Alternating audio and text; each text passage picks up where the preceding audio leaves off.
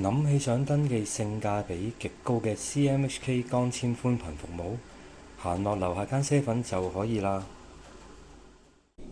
打開手機掃一掃海報上嘅 QR Code 進入第一步，即時輸入地址查詢覆蓋同優惠。喺搜索欄輸入屋苑或者大廈名稱，系統就會顯示最匹配嘅選項，再輸入埋樓層同單位。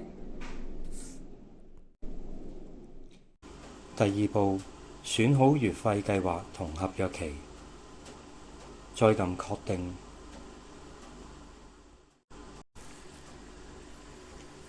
第三步，完善登記，拍攝整張身份證，系統就會填寫相關資料，然後輸入聯絡電話同電郵，確定安裝時間。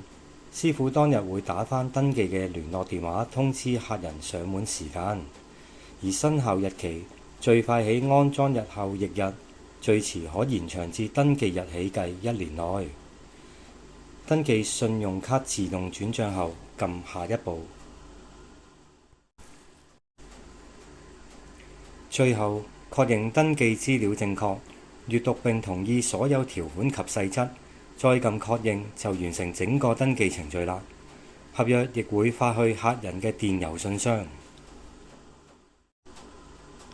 話都冇咁易，只需4步就完成 CMHK 家居光纖寬頻嘅登記，真係便利又快捷。今日嘅講解就到呢度。